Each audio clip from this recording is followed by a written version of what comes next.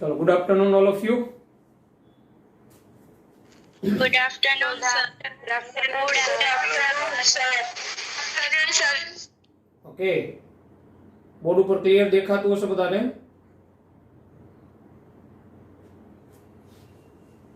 Yes, sir.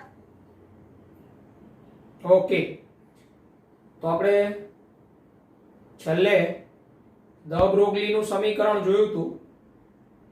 Lambda બરાબર h/mv અને mv બરાબર p વેગમાન થાય એનું રેખીય વેગમાન, લેમ્બડા બરાબર h/p ધ બ્રોગલી ઇક્વેશન આપણે જોયેલું, બરાબર.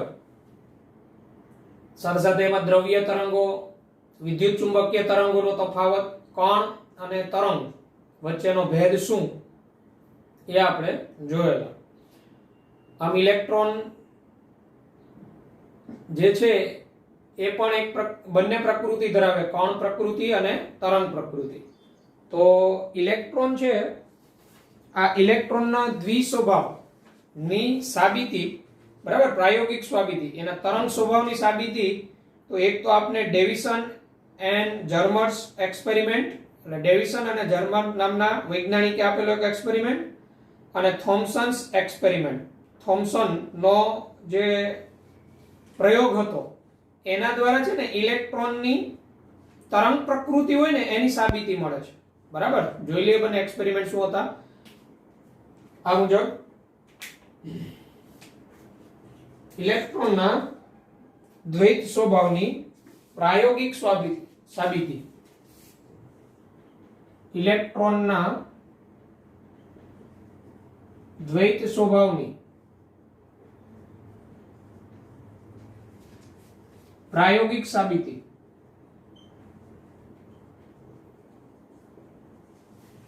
એમાં તરંગ સ્વભાવની સાબિતી.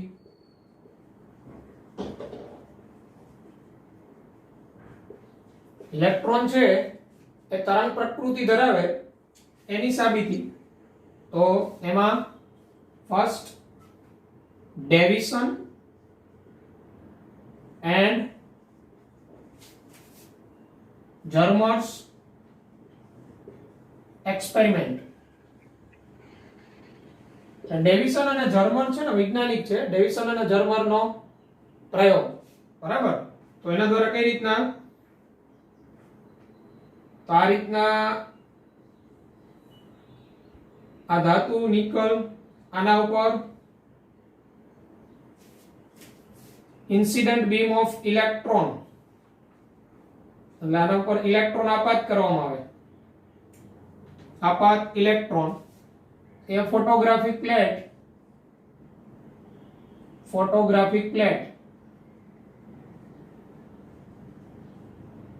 અહીંથી આ ફોટોગ્રાફિક પ્લેટ ઉપર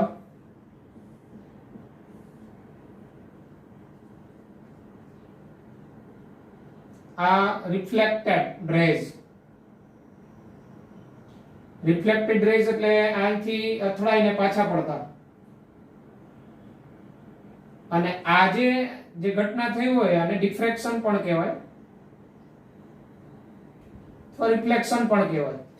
અને આ જે ફોટોગ્રાફિક પ્લેટ છે એની ડિફ્રેક્શનની પેટર્નનો અભ્યાસ કરવામાં આવ્યો, આ પ્રકારે પેટર્ન જોવા મળેલી, આવી રીતના રિંગ જોવા મળેલી.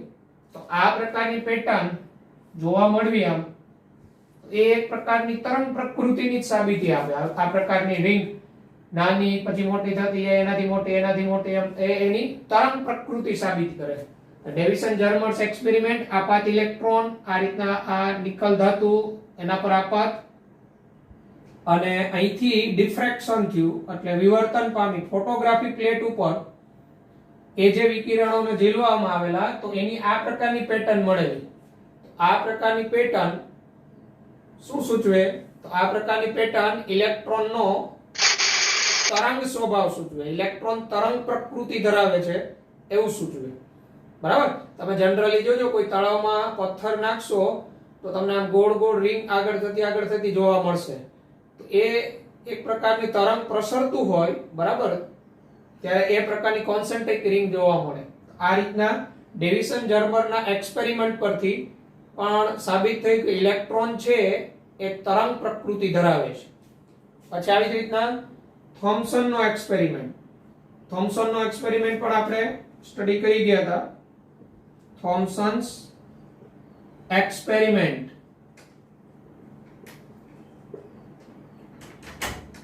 થોમ્સનનો પ્રયોગ થોમ્સન્સ એક્સપેરિમેન્ટ્સ એટલે કોઈ સ્ત્રોતમાંથી ઇલેક્ટ્રોન એપ્લાય કરીએ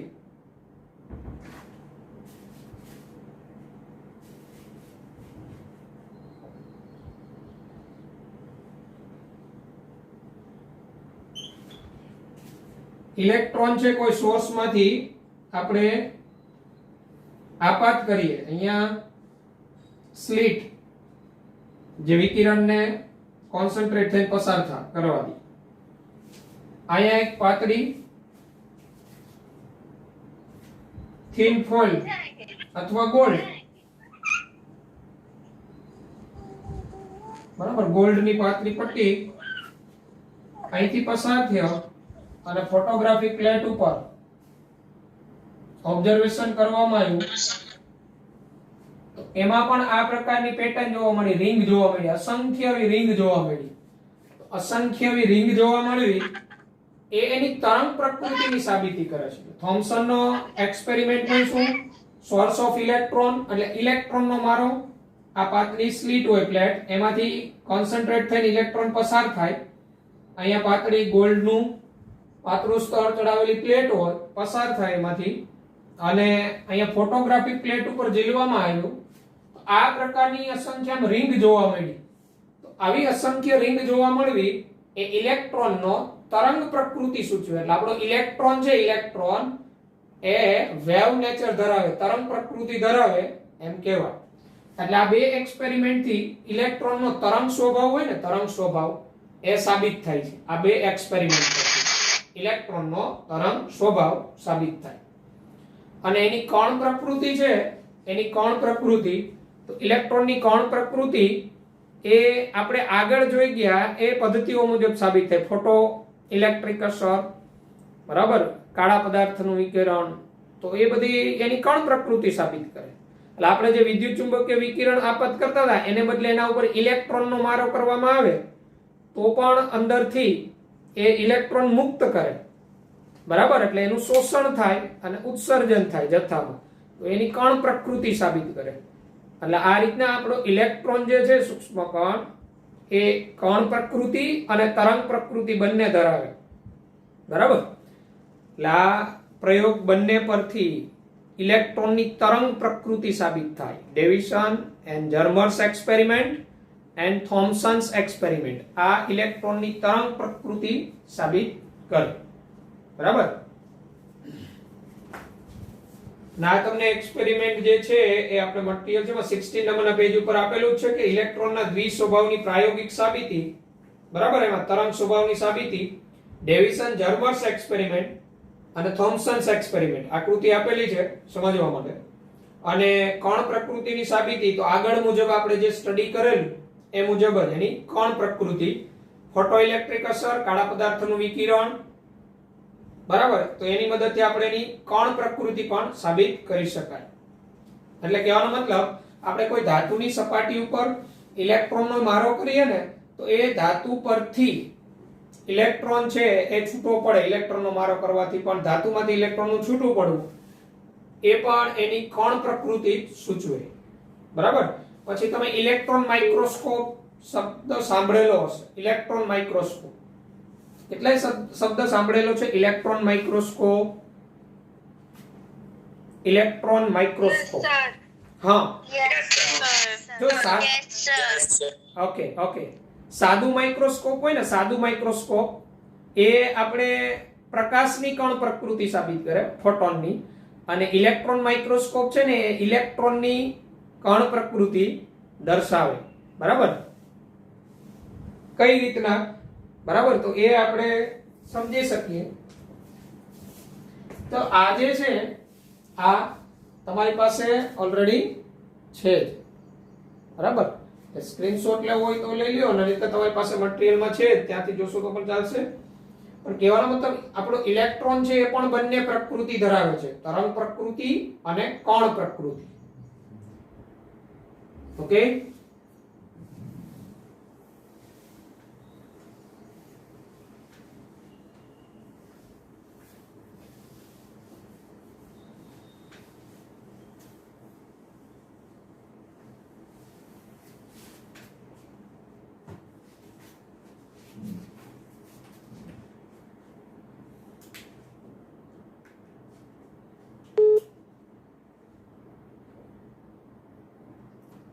જો સાદું માઇક્રોસ્કોપ હોય ને, સાદું માઇક્રોસ્કોપ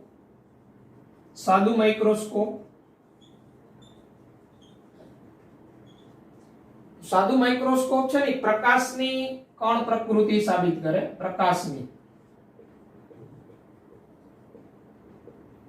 અને ઇલેક્ટ્રોન માઇક્રોસ્કોપ હોય ને, ઇલેક્ટ્રોન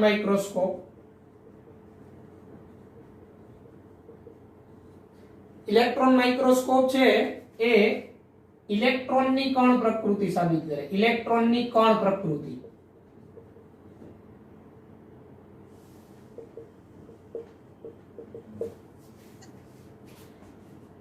હવે કઈ રીતના, જો સાદું માઇક્રોસ્કોપ હોય, તમારે કોઈ સૂક્ષ્મ વસ્તુ હોય જે આપણે નરી આંખે જોઈ ન શકતા હોય, તો આપણે સાદા માઇક્રોસ્કોપનો ઉપયોગ કરીએ.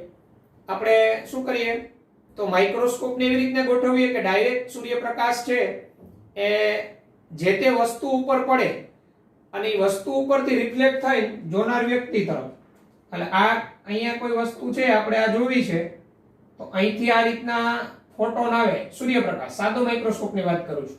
સૂર્યપ્રકાશ આવે, અહીંયા આપણે માઇક્રોસ્કોપ રાખેલું હોય, માઇક્રોસ્કોપ, બરાબર, જસ્ટ ઇન્ફોર્મ. અહીંથી આપણે જોનાર હોય, જોનાર. તો એક્ચ્યુઅલી એની રચના શું હોય તો અહીંથી સૂર્યપ્રકાશ આવે. હવે જે વસ્તુ આપણે નરી આંખે જોઈ નથી શકતા, બરાબર, તો એના ઉપર સૂર્યપ્રકાશ આમ આપાત થાય અને અહીંયાથી પાછો અહીંયા રિફ્લેક્ટ થાય, રિફ્લેક્ટ થઈ અને અહીંયા આપણે જોનાર તરફ. એટલે કહેવાનો મતલબ એ પ્રકાશ પડે એટલે વસ્તુ એટલી બધી મોટી આપણે અહીંયા માઇક્રોસ્કોપ કરીને બતાવે. એટલે આપણે તો એ આપણે જોવા કઈ રીતના મળી, કેમ મળી, તો અહીંથી સૂર્યપ્રકાશ એના ઉપર આપાત થયો, આપાત સૂર્યપ્રકાશ પછી અહીંથી પાછું કંઈક રિફ્લેક્ટ થયું, વિવર્તન, એને અથડાઈને સીધું અહીંયા આવ્યું, આપણી આંખ અહીંયા જોનાર તરફ છે, તો એને અથડાઈને એ આપને દેખાણું. તો એનો મતલબ શું થયો કે જે તે વસ્તુ છે એને એ પ્રકાશનું કે ઉર્જાનું શોષણ કર્યું અને પછી શોષણ કરી અને એમાંથી પાછી અમુક નિશ્ચિત તરંગ લંબાઈનું ઉત્સર્જન કર્યું, નિશ્ચિત આવૃત્તિનું ઉત્સર્જન કર્યું અને ડાયરેક્ટ અહીંયા જોનારની આંખ ઉપર. તો આ રીતે છે ને જથ્થામાં શોષણ કરવું, જથ્થામાં ઉત્સર્જન કરવું, તો આ કણ પ્રકૃતિ કહેવાય જે તેની, બરાબર. અથવા જથ્થામાં શોષણ થવું, જથ્થામાં ઉત્સર્જન થવું, એ કણ પ્રકૃતિ. તો આ સાદું માઇક્રોસ્કોપ, સાદું માઇક્રોસ્કોપ છે એ ફોટોન કે પ્રકાશની કણ પ્રકૃતિ સૂચવે. ઇલેક્ટ્રોન માઇક્રોસ્કોપ છે એ ઇલેક્ટ્રોનની કણ પ્રકૃતિ સૂચવે. ઇલેક્ટ્રોન માઇક્રોસ્કોપમાં શું હોય, ઇલેક્ટ્રોન માઇક્રોસ્કોપમાં છે ને ઇલેક્ટ્રોનનો મારો જે તે સૂક્ષ્મ વસ્તુ ઉપર થાય. એટલે ઇલેક્ટ્રોન આપાત થાય અને એ સૂક્ષ્મ વસ્તુ સાથે અથડાય અને પાછા રિફ્લેક્ટ થાય અને જે આપણે ઉપર જોનાર હોય એ એના તરફ, ઉપર માઇક્રોસ્કોપમાંથી જોનાર જોતા હોય એના તરફ દેખાય.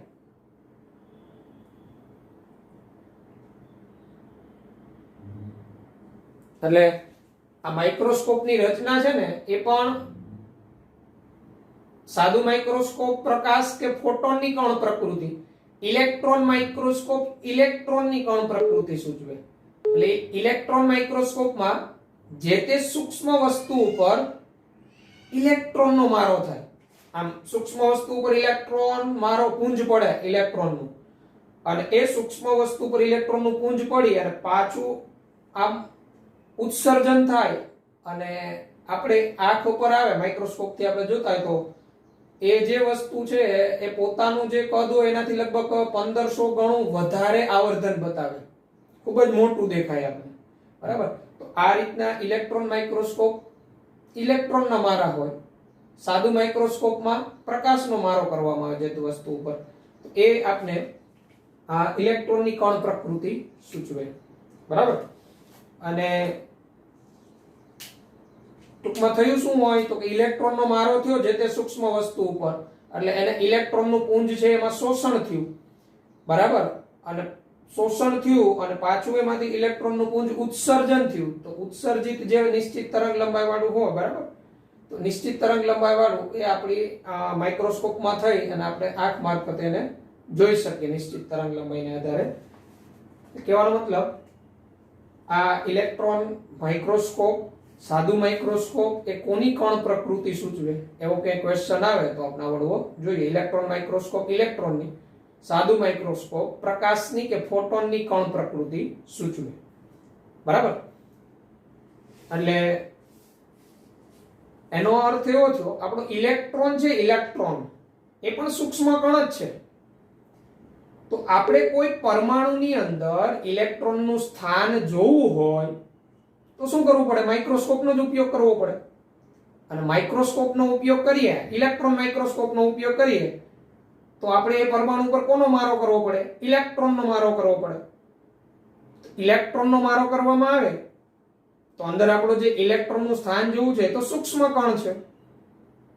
તો સૂક્ષ્મ કણ છે તો એના ઉપર ઇલેક્ટ્રોન પડશે બહારથી તો એને ઉર્જા મળશે, અને ઉર્જા મળવાથી એ તો પોતાનું સ્થાન બદલી નાખે. તો એનો મીનિંગ એવો થયો કે આપણે ઇલેક્ટ્રોન છે ક્યાં એવું જોઈ કઈ રીતના શકીએ?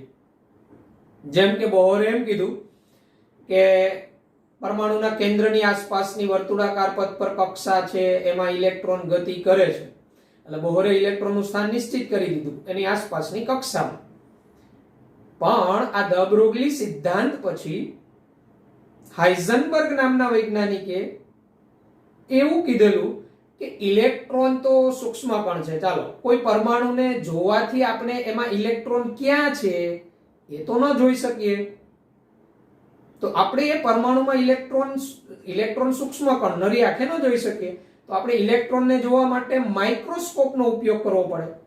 અને આપણે માઇક્રોસ્કોપનો ઉપયોગ કરીએ, દાખલા તરીકે આપણે ઇલેક્ટ્રોન માઇક્રોસ્કોપની મદદથી પરમાણુમાં ઇલેક્ટ્રોન ક્યાં છે એ જોવું છે. તો ઇલેક્ટ્રોન માઇક્રોસ્કોપનો ઉપયોગ કરો તો એ પરમાણુ ઉપર તો બહારથી ઇલેક્ટ્રોનનો મારો કરવો પડે. અને બહારથી ઇલેક્ટ્રોનનો મારો કરો તો એ જે અંદરનો ઇલેક્ટ્રોન સૂક્ષ્મ કણ છે એના ઉપર ઇલેક્ટ્રોનનો મારો આવે એટલે એને ઉર્જા મળે, અને ઉર્જા મળે એટલે એ તો પોતાનું સ્થાન બદલે. તો તમે કઈ રીતના કહી શકો કે ઇલેક્ટ્રોન અહીંયા જ છે? આમ આ દ બ્રોગલી સિદ્ધાંત પછી હાઇઝનબર્ગના અનિશ્ચિતતાનો સિદ્ધાંત આપણે જોવાનો છે, કે જેમાં આપણે જોશું કે ઇલેક્ટ્રોનનું સ્થાન ખરેખર ઇલેક્ટ્રોનનું સ્થાન અને એનું વેગમાન કે એનો વેગ કોઈ એક જ સમયે નિશ્ચિત રીતે આપણે નક્કી કરી શકીએ કે હાઇઝનબર્ગમાં આપણે સમજીશું. બરાબર. એટલે દ બ્રોગલી નો સિદ્ધાંત દરેક દ્રવ્યો માટે લાગુ પડી શકે, પણ ખાસ કરીને આપણે એને સૂક્ષ્મ કણો માટે જ લાગુ પાડીએ છીએ, તરંગ લંબાઈ માપવા માટે, એનો વેગ માપવા માટે. કારણ કે સ્થૂળ પદાર્થો માટે તો એનું દળ ખૂબ વધારે હોય, એટલે તરંગ લંબાઈ જે છે એટલે આપણે ખૂબ સ્થૂળ પદાર્થ હોય ને એમાં આપણે તરંગ પ્રકૃતિ ન અનુભવી શકીએ, કારણ કે એનું દળ ખૂબ વધારે હોય, એટલે એની ગતિ તમને રેખીય જ લાગે, તરંગ સ્વરૂપની ગતિ ન લાગતી હોય. ઓકે. તો દ બ્રોગલી સમીકરણ આપણે જોયું, લેમ્બડા બરાબર h/mv. એમાં આપણે ઇલેક્ટ્રોનનો વેગ, તરંગ લંબાઈ એમની વચ્ચેના સંબંધનું સૂત્ર જોયું. આ ઉપરાંત આપણે એ સૂત્ર આધારિત આપણે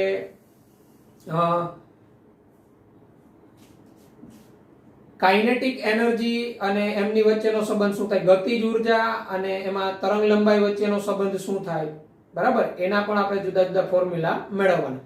એટલે દ બ્રોગલી સમીકરણ સાથે એની લેમ્બડા સાથે સંબંધ ધરાવતા ઉર્જાનો શું એની સાથે સંબંધ હોય એ આપણે સમીકરણો જોઈ લઈએ. બરાબર. અને પછી એને રિલેટેડ એક્ઝામ્પલની વાત કરીશું. ટૂંકમાં કહીએ તો આપણો ઇલેક્ટ્રોન છે સૂક્ષ્મ કણ એ પણ દ્વિપ્રકૃતિ ધરાવે છે. કણ પ્રકૃતિ હોય, એની તરંગ પ્રકૃતિ હોય. બરાબર. હાઇઝનબર્ગના અનિશ્ચિતતાનો સિદ્ધાંત ભણીશું એટલે આપણે પાકે પાયે ખબર પડી જશે કે ઇલેક્ટ્રોનનું સ્થાન હકીકતે ક્યાં હોય, ઇલેક્ટ્રોન હકીકતે શું છે, ક્યાં હોય એ આપણે ખબર પડી જશે. બરાબર. તો આપણે દ બ્રોગલી નું જે સમીકરણ એની સાથે રિલેશન ધરાવતા અન્ય ફોર્મ્યુલા એટલે કે સૂત્ર એ આપણે જોઈ લઈએ. બરાબર.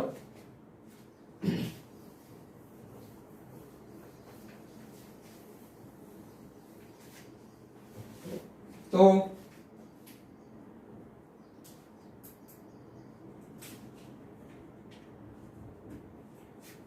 ડેવિસન અને જર્મન્સના એક્સપેરિમેન્ટ પરથી એમ કહી શકાય કે જો ઇલેક્ટ્રોન એ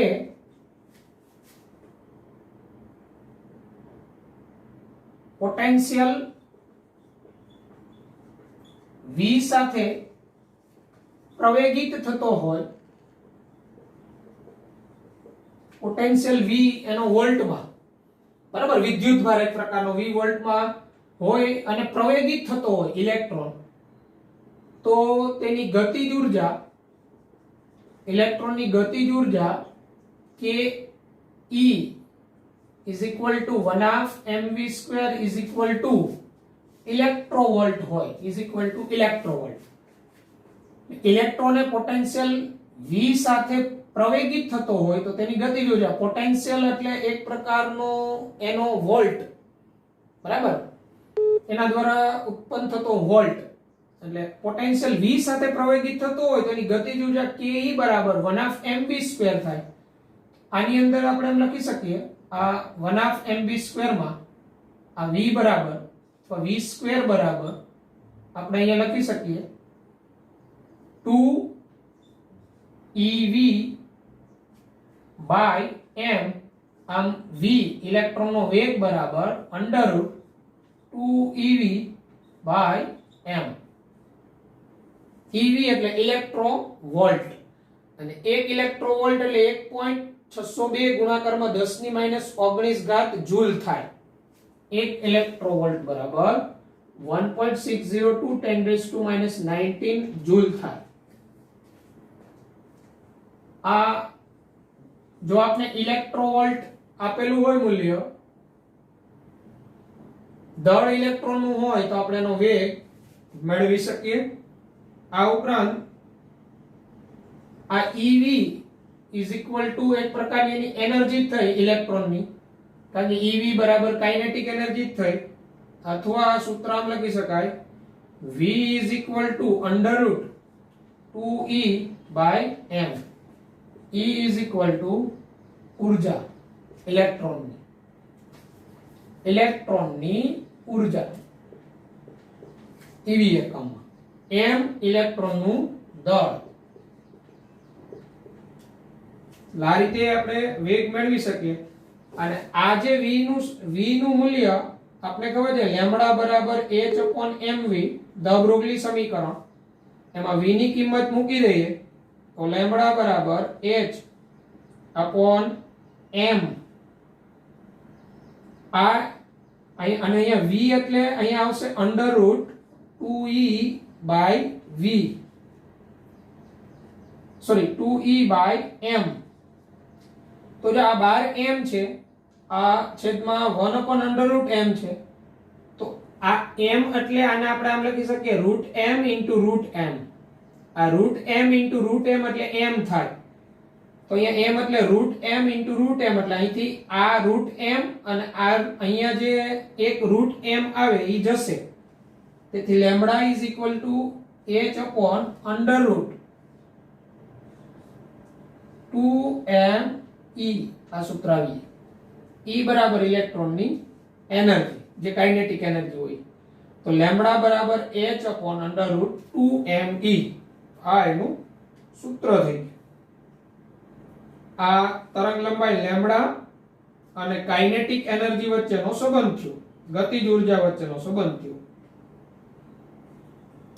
તો આમે લખી શકાય લેમ્બડા બરાબર h/√2mev, ev ઇલેક્ટ્રોવોલ્ટ માં એની ઉર્જા, એટલે અહીંયા E છે, આ E એની ગતિજ ઉર્જા છે. એટલે આ સૂત્રને તમે અહીંયા h/√2mke પણ દર્શાવી શકો. બરાબર. તો આ તરંગ લંબાઈ લેમ્બડા અને ઇલેક્ટ્રોનની ગતિજ ઉર્જા વચ્ચેના સંબંધનું સૂત્ર થયું. તરંગ લંબાઈ લેમ્બડા અને ઇલેક્ટ્રોનની ગતિજ ઉર્જા વચ્ચેનો સંબંધનું સૂત્ર. બરાબર, આનો સ્ક્રીનશોટ લઈ લો.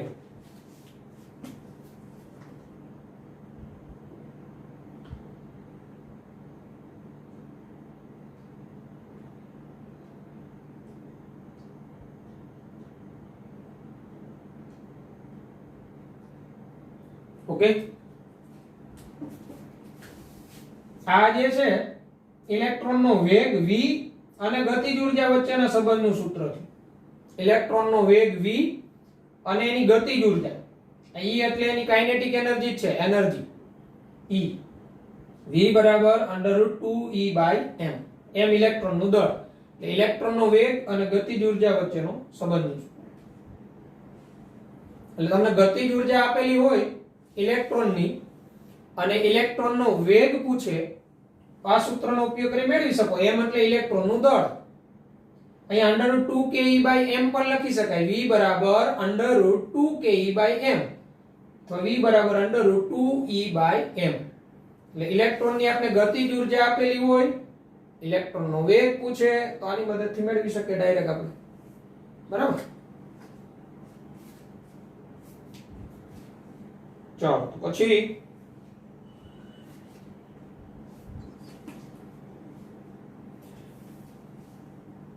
આ ચાર્જ પાર્ટિકલ્સ હોય, ઇલેક્ટ્રોન, પ્રોટોન, ન્યુટ્રોન, એ બધા માટે દ બ્રોગલી તરંગ લંબાઈ એની લેમ્બડા, તો એનું ડાયરેક્ટ ફોર્મ્યુલા બની જાય.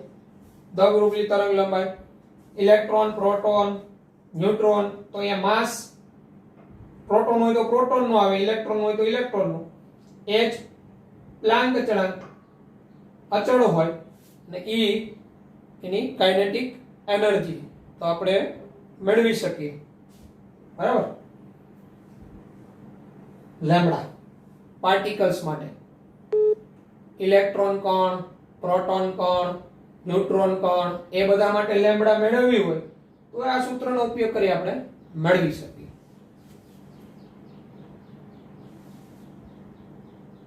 અને આપણે પોટેન્શિયલ ડિફરન્સ આપેલો હોય, એનો પોટેન્શિયલ ડિફરન્સ એટલે એ જ્યારે પ્રવેગિત થતો હોય ને ત્યારે જે વોલ્ટેજ ઉત્પન્ન થતો હોય, બરાબર, વોલ્ટેજ, એ વોલ્ટેજ આપણે આપેલો હોય તો પણ આપણે એની દ બ્રોગલી તરંગ લંબાઈની મદદથી મેળવી શકીએ. તો અહીંયા E ની જગ્યાએ તમારે શું મૂકવું પડે ખબર? EV, V ફોર વોલ્ટ, અને આ E એટલે ઇલેક્ટ્રોન પરનો ચાર્જ, વીજભાર. વીજભાર કુલમ એકમમાં હોય. આ એ જ્યારે પ્રવેગિત થતો હોય ત્યારે જે વોલ્ટેજ ઉત્પન્ન થતા હોય એ વોલ્ટ હોય, તો વીજભાર એનો એકમ કુલમ, v આનો એકમ વોલ્ટ, તો કુલમ ઇન્ટુ વોલ્ટ, એટલે આપણે ખબર હોય તો 1 ઇલેક્ટ્રોવોલ્ટ બરાબર આટલા જૂલ કહીએ, 1.602 into 10⁻⁻19 જૂલ. એટલે પ્રવેગિત થતો ઇલેક્ટ્રોન જો 1 વોલ્ટ ઉત્પન્ન કરતો હોય ને તો 1 ઇલેક્ટ્રોન, તો 1 eV બરાબર 1.602 into 10⁻⁻19 જૂલ થાય.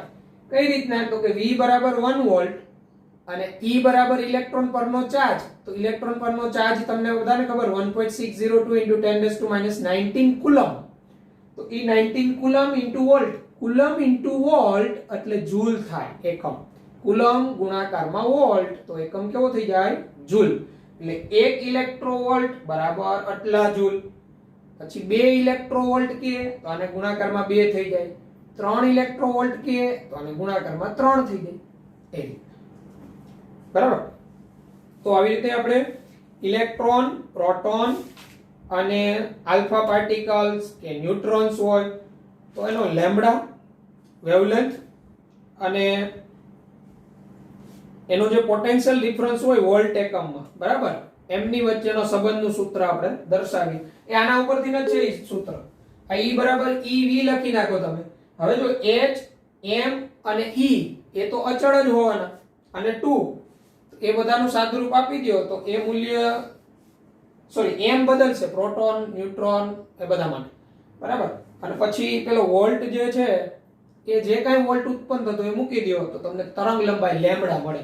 એટલે આના ઉપરથી જ હું મેળવું છું ઇલેક્ટ્રોન, પ્રોટોન, ન્યુટ્રોન એની લેમ્બડા અને એનો પોટેન્શિયલ જે જનરેટ થતો હોય વોલ્ટમાં, એમની વચ્ચેનો સંબંધ. તો આપણે જોઈએ એના વોલ્ટ જે ઉત્પન્ન થતો હોય એના વર્ગમૂળના વ્યસ્ત પ્રમાણમાં તરંગ લંબાઈ હોય. એનો મીનિંગ જેમ વોલ્ટ ઓછો ઉત્પન્ન થાય એમ એની તરંગ લંબાઈ વધુ હોય. એ આપણે જોઈએ.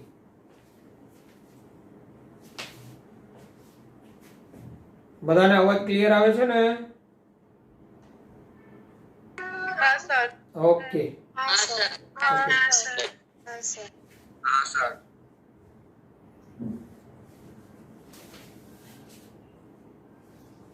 બરાબર.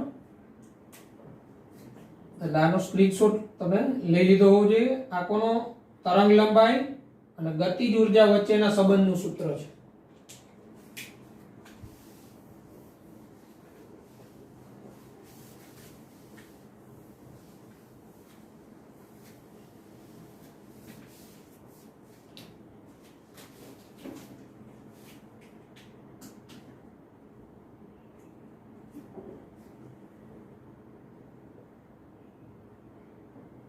પછી wavelength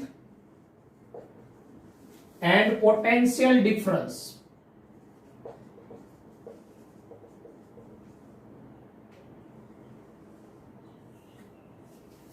wavelength એટલે તરંગ લંબાઈ અને પોટેન્શિયલ તફાવત જે વોલ્ટ એકમમાં હોય, પ્રવેગિત થતો હોય ત્યારે એનો પોટેન્શિયલ જે ચેન્જ થતો હોય. તો હમણાં આપણે આ સૂત્ર જોયું લેમ્બડા બરાબર h/√2mEv. આ E ફોર ઇલેક્ટ્રોન પરનો વીજભાર, V ફોર એનો પોટેન્શિયલ વોલ્ટ એકમમાં, m એટલે ઇલેક્ટ્રોનનું દળ. બરાબર. તો આના પરથી કહી શકીએ લેમ્બડા એટલે છે 1/√v. એટલે તરંગ લંબાઈ છે એનો જે પોટેન્શિયલ ડિફરન્સ જનરેટ થતો હોય વોલ્ટ એકમમાં એના વર્ગમૂળના વ્યસ્ત પ્રમાણમાં. એટલે આ જેમ વધે એમ આ ઘટે, આ જેમ ઘટે એમ વધે લેમ્બડા. તો આપણે આવું ઇલેક્ટ્રોન માટે સૂત્ર જોઈએ. ઇલેક્ટ્રોન માટે આ સૂત્ર બનાવી શું બની જાય? લેમ્બડા. h તો અચળ જ હોય, m ઇલેક્ટ્રોનનું દળ એ અચળ હોય, e ઇલેક્ટ્રોન પરનો વીજભાર એ અચળ હોય અને 2 પણ સૂત્રમાં અચળ હોય. આ બધાની કિંમત મૂકી અને આપણે સદરૂપ આપીએ ને તો એ લગભગ 12.27 જેવું આવે છે, ડિવાઇડેડ બાય √v આ એંગસ્ટ્રોમ એકમમાં. તો અહીંયા ફક્ત √v જ વધ્યું. e એટલે ઇલેક્ટ્રોન પરનો વીજભાર મૂકવાનો, m એટલે ઇલેક્ટ્રોનનું દળ મૂકવાનું, h એટલે પ્લાન્ક અચળાંક મૂકવાનો અને આ બેને પણ સાથે લઈ લેવાનો. એટલાનું સાદુરૂપ તમે આપો એટલે એટલું આવે. એંગસ્ટ્રોમમાં આટલું આવે 12.27. એટલે આપણે જો ઇલેક્ટ્રોન નો પોટેન્શિયલ ડિફરન્સ આપેલો હોય વોલ્ટ એકમમાં, બરાબર, 1 વોલ્ટ 2 વોલ્ટ 3 વોલ્ટ, અને આપને એની તરંગ લંબાઈ પૂછે તો ડાયરેક્ટ તમે આ મૂકીને કરી શકો. નહીતર આ સૂત્ર જો આ મૂલ્ય યાદ ન રહે તો આ સૂત્ર મૂકી અને તમે કરી શકો. બરાબર. એની લેમ્બડા એ જે પ્રવેગિત થતો હોય ત્યારે પોટેન્શિયલ v વોલ્ટ થી ઉત્પન્ન થતો હોય, v વોલ્ટ જેટલો ઉત્પન્ન થતો હોય તો એની લેમ્બડા આ સૂત્રની મદદથી આપણે ગણી શકીએ. આ ઇલેક્ટ્રોન માટે. આવું જ પ્રોટોન માટે. તો પ્રોટોન માટે આ સૂત્ર થાય લેમ્બડા બરાબર, પ્રોટોનમાં કેવું થાય દળ બદલી જાય, બાકી બધું સરખું જ રહે, પ્રોટોનનું દળ બદલે એટલે આ 0.286 √v એંગસ્ટ્રોમમાં. આ v એટલે પોટેન્શિયલ ડિફરન્સ. બરાબર. પછી આવું આલ્ફા પાર્ટિકલ્સ માટે, આલ્ફા પાર્ટિકલ આલ્ફા કણ માટે લેમ્બડા બરાબર 0.01 divided by √v angstrom. Alpha particle એટલે આપણે ખબર હોય તો હિલિયમ કણો He2+, તો એનું માસ બદલી જાય ને, હિલિયમનું દળ બદલી જાય, 4 આવી જાય એટલે દળ બદલાય ખાલી, બાકી E2 અને H અચળ રહે. અને આ વોલ્ટ તમને જે આપ્યો હોય એના પર આલ્ફા કણ માટે. આવું જ તમે ન્યુટ્રોન માટે પણ મેળવી શકો, ન્યુટ્રોન માટે પણ. બરાબર. આવું જ આપણે ન્યુટ્રોન માટે પણ મેળવી શકીએ. પ્રોટોન અને ન્યુટ્રોન માટેનું સૂત્ર સરખું જ થશે, કારણ કે પ્રોટોન અને ન્યુટ્રોનના માસ છે દળ એ લગભગ સરખા જેવા છે. બરાબર.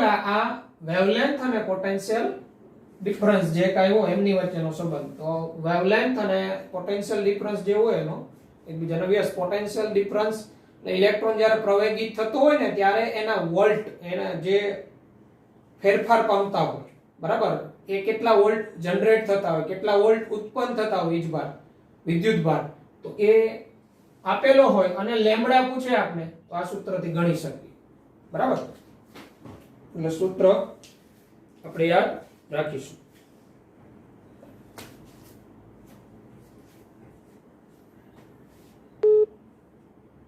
એટલે અહીંયા v બરાબર કોઈ વેગ નહીં લેતા, v બરાબર વોલ્ટ, બરાબર. વોલ્ટ એ ઇલેક્ટ્રોનનો પોટેન્શિયલ, બરાબર, v વોલ્ટમાં ઉત્પન્ન થતો હોય પોટેન્શિયલ.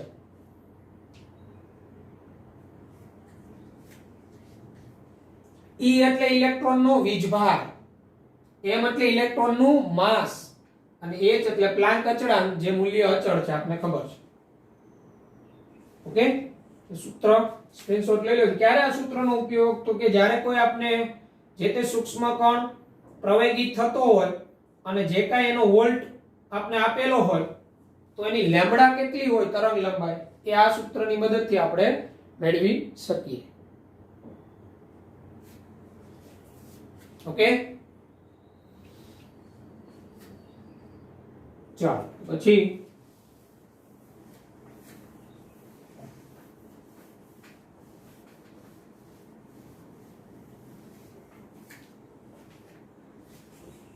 તો આપણે ત્યારબાદ આપણે બોહરના જે પરમાણ્વીય નમૂનો હતો અને દ બ્રોગલી, બરાબર, તો બોહરના પરમાણ્વીય નમૂનામાં કોણીય વેગમાન mvr બરાબર nh/2π ની રજૂઆત દ બ્રોગલી સમીકરણ દ્વારા સમજીએ. જો બોહર ના પરમાણુ નમૂનામાં, તો બોહરના પરમાણ્વીય નમૂના ની અભિધારણા mvr બરાબર nh/2π ની રજૂઆત દ બ્રોગલી સમીકરણ પરથી, એટલે દ બ્રોગલી સમીકરણ પરથી બોહરના પરમાણ્વીય નમૂનામાં આપણે જે કોણીય વેગમાન આવ્યું હતું mvr બરાબર nh/2π એની સાબિતી. તો સમજીએ. જો બોહરના મત મુજબ શું હતું? તો બોહરના મત મુજબ ઇલેક્ટ્રોન વર્તુળાકાર પથ પર ગતિ કરતો હોય. ઓકે, વર્તુળાકાર પથ એટલે આ રીતનો એક ગોળાકાર પથ, આ રીતના. તો આ વર્તુળાકાર પથ પર ગતિ કરતો હોય, આ બોહરના મત મુજબ હતું. જ્યારે દ બ્રોગલીના મત મુજબ ઇલેક્ટ્રોન છે એ તરંગ સ્વરૂપે, દ બ્રોગલી એવું કીધેલું કે ઇલેક્ટ્રોન તરંગ સ્વરૂપે ગતિ કરતો હોય. તો તરંગ સ્વરૂપે ગતિ કરતો હોય તો એ બોહરના નમૂનામાં બરાબર કે વર્તુળાકાર કીધું, પણ એ તરંગ સ્વરૂપે આ રીતે ગતિ કરતો હોય.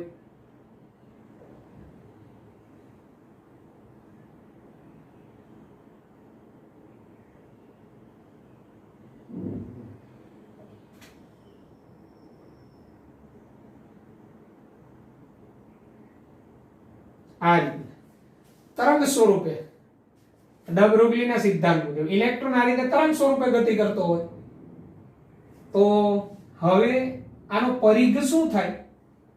તો આપને ખબર છે ગોળાકાર ફરે પણ તરંગ સ્વરૂપે, તો વર્તુળનો પરિઘ 2πr એ આપને ખબર છે.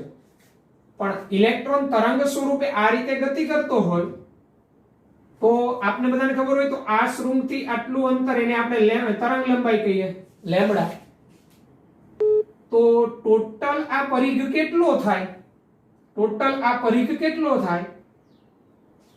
તો ટોટલ આ પરિઘ n 2πr n લેમ્બડા જેટલો થાય, બરાબર. આ 1 2 3 4 n બરાબર જે છે આ એક શૃંગથી બીજા શૃંગ સુધીનું અંતર અને આપણે તરંગ લંબાઈ કહીએ. તો આવા તો કેટલા બધા શૃંગ હોય, બરાબર. તો આવા શૃંગ વચ્ચેનું અંતર, એની સંખ્યા કેટલી, એ n સૂચવે. ને લેમ્બડા એટલે બે શૃંગ કે ગર્ત વચ્ચેનું અંતર થાય. તો આમ પરિઘ 2πr બરાબર n લેમ્બડા. તો આપણે અહીંયા અને આપણે આ જાણીએ છીએ કે દ બ્રોગલી સમીકરણ મુજબ લેમ્બડા બરાબર h/mv છે. તો આપણે અહીંયા લેમ્બડા ની જગ્યાએ h/mv મૂકીએ તો 2πr nh/mv થાય. હવે આ mv અહીંયા આવી જાય 2π છેદમાં જતા રહે તો શું થઈ જાય mvr nh/2π. આ તમે જોઈ શકો બોહરના પરમાણ્વીય નમૂનામાં અભિધારણા હતી ઇલેક્ટ્રોન જે સ્થિર માન્ય કક્ષામાં ભ્રમણ કરતો હોય ત્યારે એનું કોણીય વેગમાન mvr બરાબર nh/2π જેટલું હોય, જ્યાં n બરાબર કોઈ ધન પૂર્ણાંક સંખ્યા 1 2 3 4 5 વગેરે. તો આ અભિધારણા જે બોહરે કીધેલી ઇલેક્ટ્રોનનું કક્ષામાં કોણીય વેગમાન mvr બરાબર nh/2π હોય તો એ આપણે દ બ્રોગલી સમીકરણ દ્વારા એ સાબિત કરી શકીએ છીએ. એટલે દ બ્રોગલી બોહરનો પરમાણ્વીય નમૂનો જે હતો એની આ પરમાણ્વીય નમૂનો બોહરનો જે હતો એનું અનુમોદન આપે છે એમ કેવો. એટલે દ બ્રોગલી મુજબ ઇલેક્ટ્રોન છે એ આ રીતના તરંગ સ્વરૂપે ગતિ કરતો હોય, ઇલેક્ટ્રોનની તરંગ પ્રકૃતિ છે બરાબર. તો એ આ રીતે વેવ સ્વરૂપે જતો હોય તો આપણે આ વર્તુળાકાર પથમાં વેવ તો આ રીતના આવે. આનો પરિઘ શું થાય તો ઈ n લેમ્બડા જેટલો થાય. વર્તુળનો પરિઘ 2πr આપણે ભણી ગયા ઈ n લેમ્બડા જેટલો હોય. જો ઇલેક્ટ્રોન વર્તુળાકાર પથ પર પણ તરંગ સ્વરૂપે જતો હોય, કારણ કે આખો પરિઘ એટલે 2πr, તો ઈ 2πr આમાં શું થાય તો એ n લેમ્બડા જેટલો થાય ઇઝ ઇક્વલ આ બોહરના પરમાણુ નમૂનાની અભિધારણા mvr nh/2π ની રજૂઆત દ બ્રોગલી સમીકરણ પરથી આપણે આવી. ઓકે, હા નોંધી લેવાનું, સ્ક્રીનશોટ લઈ લેવાનું.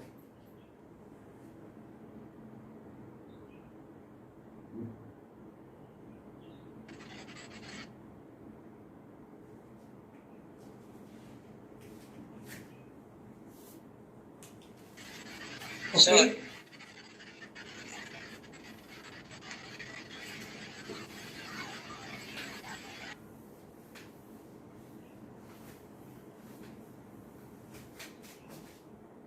તો પછી હવે આપણે આ દ બ્રોગલી સમીકરણ આધારિત એક્ઝામ્પલ આવે છે. પહેલા આપણે ટેક્સ્ટ બુકમાં જે છે એ જોઈ લઈએ, પછી બીજા આપણે સોલ્વ કરીએ. દ બ્રોગલી સમીકરણ લેમ્બડા બરાબર h/mv વાળા, ગતિજ ઊર્જાનો લેમ્બડા સાથેના સંબંધ વાળા આવે તો પણ આપણે કરી શકીએ. બધા પાસે ટેક્સ્ટ બુક હશે તો 2.12 નંબરનું પેજ છે.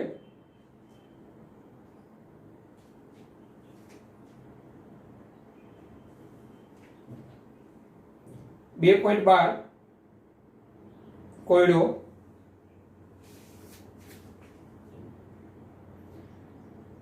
એમાં 0.1 કિલોગ્રામ દળ ધરાવતો દડો જેનો વેગ 10 મીટર પ્રતિ સેકન્ડ છે તેની તરંગ લંબાઈ ગણો. તો 0.1 કિલોગ્રામ દળ ધરાવતો દડો જેનો વેગ આપેલો છે v 10 મીટર પ્રતિ સેકન્ડ તેની તરંગ લંબાઈ ગણો. તો લેમ્બડા બરાબર h/mv પરથી છે. આ હોમવર્કમાં સોલ્વ કરી નાખવાનો, ફક્ત સૂત્રમાં કિંમત મૂકીને સાદુરૂપ જ આપવાનું. આપણે હંમેશા યાદ રાખશું પ્લાન્ક અચળાંક આપણો 6.626 ગુણાકારમાં 10⁻34 લઈએ જૂલ ઇન્ટુ સેકન્ડમાં. આપણું દળ હંમેશા કિલોગ્રામમાં જ લેવાનું, કારણ કે mks એકમ છે એટલે આપણે આ mks એકમ જ રાખવાનું, કિલોગ્રામ. જો આપણે કોઈનું દળ ગ્રામમાં આપેલું હોય તો આ સૂત્રમાં પ્લાન્ક અચળાંક જૂલ ઇન્ટુ સેકન્ડમાં લીધેલો હોય, આપણે એને કિલોગ્રામમાં જ લેવું દળ. અને ત્યાં દાખલામાં બાજુમાં આ લખી નાખવાનું કે જૂલ ઇન્ટુ સેકન્ડ એટલે kilogram metre square into second inverse થાય. Joule into second is equal to kilogram metre square into second inverse. ચાલો, તો ત્યારબાદ પછીનો કોયડો 2.13 ઇલેક્ટ્રોનનું દળ આપેલું છે આપને, ગતિજ ઉર્જા એટલે ke આપેલું છે, તો તરંગ લંબાઈ ગણો. તો આપણે તરંગ લંબાઈ અને ગતિજ ઉર્જા વચ્ચેનું સંબંધનું સૂત્ર હમણાં ભણી ગયા, બરાબર. ગતિજ ઉર્જા એટલે ke બરાબર 1/mv² અને લેમ્બડા બરાબર h/mv, બરાબર. તો આમાંથી આપણે આ v ને કરતા બનાવ્યો હતો, તો v બરાબર 2ke/m અંડર રૂટ માં આવી જાય. આ v ની કિંમત અહીંયા મૂકી દો, તો લેમ્બડા બરાબર h/m, આ m, આ અહીંયા આવે અંડર રૂટ 2ke/m, વેગ v બરાબર આ મૂકી દઈએ. તો અહીંયા અંડર રૂટ 1/અંડર રૂટ m છે, અહીંયા m છે, તો આ m એટલે root m into root m થાય. અહીંયા એક એક m જશે, એટલે લેમ્બડા બરાબર h/અંડર રૂટ 2ke/m. તો આ તરંગ લંબાઈ અને ગતિજ ઉર્જા વચ્ચેનો સંબંધ આવ્યો. તો જો h આપને આપેલું છે 6.626 ગુણાકારમાં 10⁻⁻34 જૂલ ઇન્ટુ સેકન્ડ એટલે kilogram metre square second inverse, under root 2 into kinetic energy આપને આપેલી છે 3 × 10⁻25 જૂલ એકમમાં, અને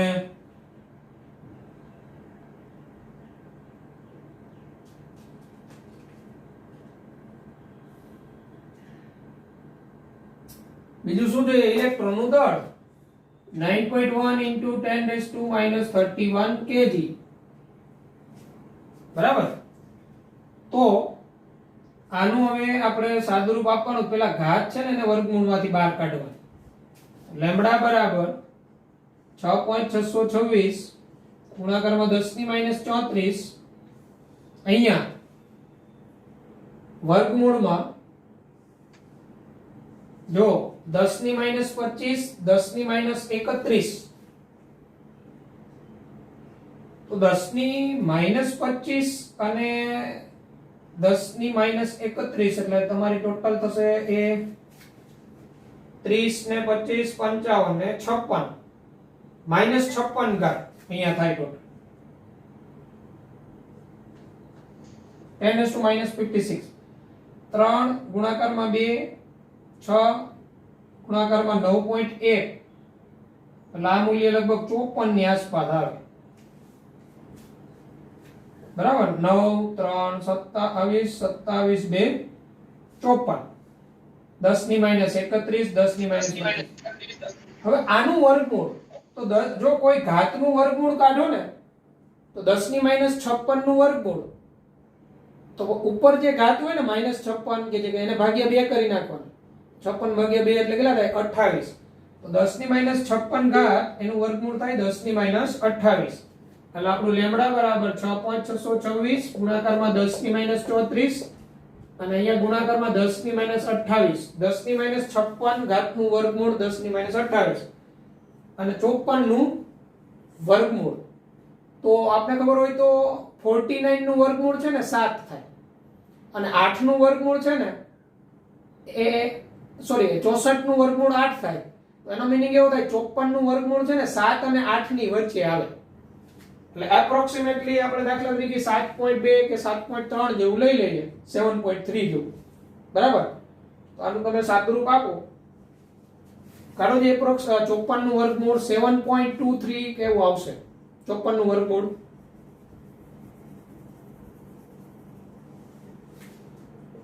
7.34 348 એટલે 35 કહી દેવાય. અને 10⁻28 ઘાત છે છેદમાં છે, ઉપર જાય તો કેવી થઈ જાય? પ્લસ થઈ જાય અહીંયા પ્લસ. તો હવે 34 ના થાય એટલે અહીં ઉપર કેટલી વધે? તો 10⁻6. ઓકે. તો લેમ્બડા બરાબર 6.626 ભાગ્યા 7.35, 6.626 ભાગ્યા 7.35 કરશો એટલે એ જે મૂલ્ય આવશે એ 0. સમથિંગ આવશે. કારણ કે ઉપર નાનું મૂલ્ય છે, છેદમાં મોટું મૂલ્ય છે. પ્રવૃત્તિ 6.6 0.90 આવે. 0.90 ગુણાકારમાં 10 ની -6. 0.90 તો લેમ્બડા બરાબર અને આપણે 90 * 10⁻² માઈનસ અહીંયા હું 8 કરી શકું મીટરમાં. 90 * 10⁻8 અને એક અહીંયા 10⁻9 કરું તો અહીંયા 900 કરી નાખે તો આને 900 નેનોમીટર કહેવાય. એપ્રોક્સિમેટલી લેમ્બડા 900 નેનોમીટર જેવી આવે. એપ્રોક્સ લીધું આપણે. એટલે આમાં 896.7 નેનોમીટર આવ્યું. એટલે 896.7 નેનોમીટર એટલે નિયર ઇક્વલ ટુ 900 જ થયું. 900 નેનોમીટર ની આસપાસ આવે. એટલે આપણે પોઈન્ટ પછીના અંક જે છે એ ઓછા વધુ લીધા હોય તો બરાબર, પણ નેનોમીટર એકમમાં હોય કારણ કે પાછળ 10⁻9 ઘાત લાગતી હોય તો 896.7 is near equal to 900 nanometre કહી શકાય. નો ઇશ્યુ. પછી કોયડો 2.14 છે એ તમે હોમવર્કમાં કરશો કારણ કે લેમ્બડા આપેલી છે, દળ ગણવાનું કીધું છે. તો તરંગ લંબાઈ લેમ્બડા આપેલી હોય ને દળ ગણવાનું કે તો બસ આપણે આ સૂત્રનો ખાલી ઉપયોગ લેમ્બડા બરાબર h/mv માં m ને કરતા બનાવવાનો. લેમ્બડા તો આપેલું છે. લેમ્બડા તમારું એંગસ્ટ્રોમ એકમમાં છે અને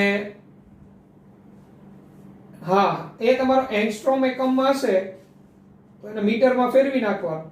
3.6 × 10⁻10 મીટર થાય. બરાબર. એટલે આ હતા આપણા ઉદાહરણના દાખલા. પછી જો સ્વાધ્યાયમાં દાખલા કયા કયા તમારાથી થશે નંબર આપું છું.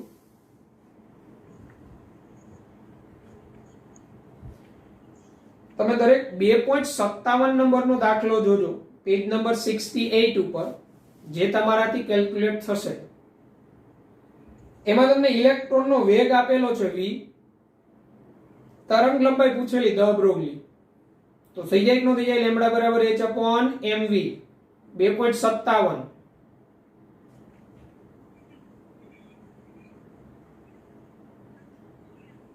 પછી 2.58 એવો જ છે. તરંગ લંબાઈ આપેલી છે 800 પિકોમીટર. ન્યુટ્રોન સાથે સંકળાયેલ વેગ પૂછેલો તો લેમ્બડા આપેલી છે v મેળવવાનો. લેમ્બડા બરાબર h/mv એટલે 2.57 2.58 2.59 પણ થઈ જાય. બોરની પ્રથમ કક્ષામાંના ઇલેક્ટ્રોનનો વેગ આપેલો છે, દ બ્રોગલી તરંગ લંબાઈ પૂછેલી એટલે 2.57 2.58 ને 2.59 બધા જ એક સરખા જ સૂત્રવાળા. લેમ્બડા બરાબર h/mv. ઇલેક્ટ્રોન આપ્યો હોય તો ઇલેક્ટ્રોનનું દળ લેવાનું m બરાબર, ન્યુટ્રોન કીધું હોય તો ન્યુટ્રોનનું દળ લેવાનું, કિલોગ્રામમાં લેવાનું દરેકનું દળ. બરાબર. અને 2.60 છે એ હું કરાવી દઈશ નેક્સ્ટ લેક્ચરમાં. ઓકે. તો આજના આપણા લેક્ચરમાં અહીંયા સુધી રાખીએ, પછી આગળ વધીશું.